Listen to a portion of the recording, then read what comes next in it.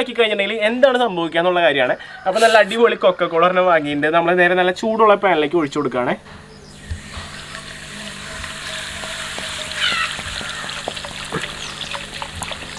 Okay, നമ്മൾ ഇത് എത്രയാണ്, 1.25 ലിറ്റർ സംതിങ് ആണ്. ഇത് ചൂടായി കഴിഞ്ഞിട്ടുണ്ടെങ്കിൽ എന്താണ് ഉണ്ടാവാൻ നോക്കാം നമുക്ക്. ഓക്കെ, അപ്പോൾ നമ്മുടെ പാനിൽ ഒഴിച്ചിട്ടുണ്ട്. ഇനി ഇത് കുറച്ച് നേരം ചൂടാൻ വെക്കാം. എന്തായാലും ഇത് ഒന്ന് ചൂടായി വറ്റി വരാനായിട്ട് കുറച്ച് സമയം കൊടുക്കുക. അത്ര നേരം നമുക്ക് വെയിറ്റ് ചെയ്യാം. നമ്മുടെ കൊക്കക്കോളയുടെ വറ്റൽ പുരോഗമിച്ചുകൊണ്ടിരിക്കുകയാണ്. എന്തായാലും കുറച്ചുകൂടി വെയിറ്റ് ചെയ്യേണ്ടി വരും. ടൈം ഒരുപാട് എടുക്കുന്നുണ്ട് കേട്ടോ.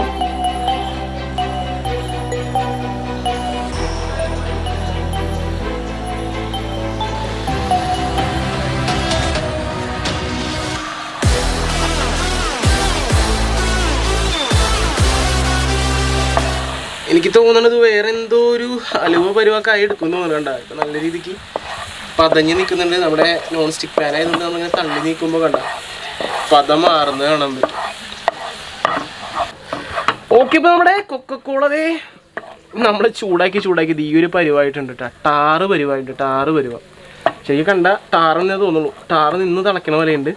ഇത് ആ ഒരു കുപ്പി മാത്രം കൊക്കക്കോള എടുത്തിട്ടാണ് കേട്ടോ ഇങ്ങനെ കിട്ടിയിരിക്കുന്നത്. സംഭവം നോക്കിയേ, ശരിക്കും നിന്ന് അയ്യോ, ഇതാണ് നമ്മൾ കുടിച്ചോണ്ടിരിക്കുന്ന കൊക്കക്കോളയിലുള്ള സംഭവം. കലക്കി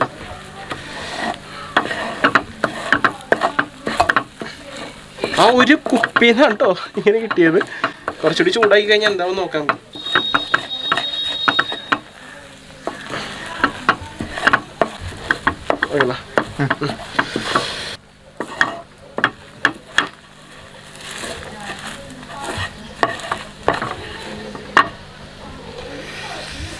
ഓ എൻ്റെ പൊന്നു, ഇതേ നമ്മുടെ കൊക്കക്കോള തിളപ്പിച്ച് കഴിഞ്ഞിട്ട് ബാക്കി വന്നതാട്ടോ. ഇതെന്താ ടാറ് പോലെ ഇരിക്കുന്നുണ്ട്. ടാറാന്ന് തോന്നണം.